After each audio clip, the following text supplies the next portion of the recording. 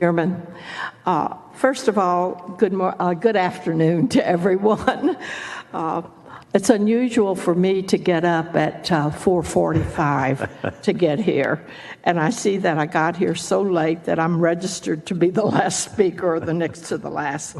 But we wish you were the last. We've got quite a few, but go ahead. You have some more. My name is Martha Wong. I'm from Houston, Texas, and I'm a former House member representing District 134. I was lucky to serve in the House of Representatives with Senator Hughes and with Senator Colcourse, so it's good to see both of you. I am here to testify against Senate Bill 134. I hate to do this because Senator Colcourse is a dear friend, but I do want to bring out some points that I think that we could hopefully compromise and make the bill better. I do believe that the part regarding the security of our land is very important, and that is the best part of the bill. What happens when we write a bill, and I know that, and the senator knows that too, is we intend to make Texas better. That's our goal as representatives and as senators. But what happens sometimes is that there are unintended consequences. The unintended consequences, I think, are what most people were speaking about today. The unintended consequences is causing many Asians to be discriminated against. It's not that the bill is discriminating, but it's that it's causing other people to be discriminating. I don't know how many of you know of which ethnicity I am. Maybe only because of my name. I could be Korean. I could be Vietnamese. I could be Chinese, I could be Filipino, and I'm just wondering how many of you know what I am, of what ethnicity I am. And that is the problem, that people cannot discriminate or cannot tell of which ethnicity you are. And so that is one of the problems when you are listing the nations that you want to eliminate, having those citizens purchase properties are in the state of Texas. What I think that we need to do is I want to tell you about my life, because I think in my life I personally have not been shown discrimination, but my family has. My father was an American citizen. He was a grocerman in Rouville, Mississippi. Senator Benton-Court, it's good to see you, and thank you for coming down. Always great to see you too, Martha. He was a grocerman in the 1930s in Mississippi. At that time, the Chinese were not considered white, so they were considered black. And because of that, the children had to go to the black schools. In the 1930s and early 1940s, the black schools in Mississippi were in deplorable condition. My father was smart enough to leave Mississippi and come to Texas. And he came because he had a daughter at that time whom he wanted to have a good education. As you know, Asians value education, one of the most important things besides valuing your family and your family name. So my sister was able to go to a white school. I was born in 1939, so Senator Hughes, I don't think you realize how old I am, because you were a young boy when we served together, and I'm an old lady now. But my parents, when my father moved to Houston, he thought that my sister would be able to go to a white school, which she was able to go to, but nobody would sell him a home or rent him an apartment.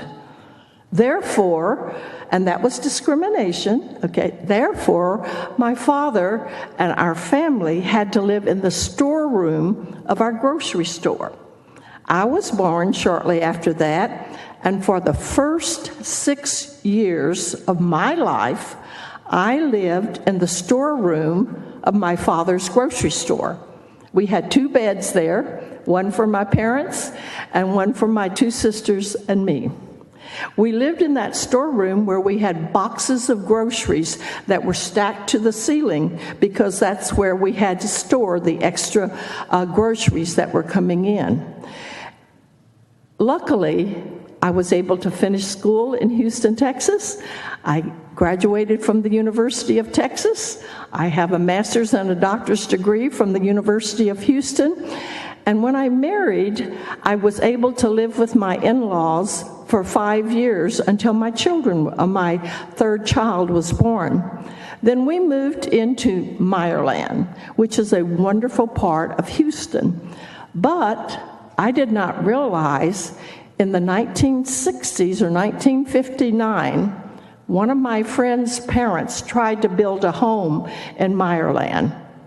And one of the people across the street from the lot that he was going to build on, the persons had petitioned not to allow the Chinese man to build on that lot. He started a petition not to allow Chinese to build a house on a lot in Meyerland. Fast forward some 8 years later, I moved into Meyerland, and then, luckily, I was able to represent the Meyerland community at the Houston City Council. Now, also in the 1960s, the River Oaks area of Houston, Texas, which is one of the wealthy areas of Houston, Texas, and Paul knows that area well, they had in their deed restrictions that Jewish people could not buy in River Oaks. It only allowed white Caucasians, which also meant that Chinese could not buy in River Oaks. Fast forward, in 2003, I was able to represent the River Oaks area at the House of Representatives. So we have moved forward in the state of Texas. And I know that the intentions of Senator Colcourse and this committee is that we move forward. But what has happened is the unintentional consequences is going to cause us to have some backward movement. We do not want that backward movement where people, when they look at me, think that I'm a communist.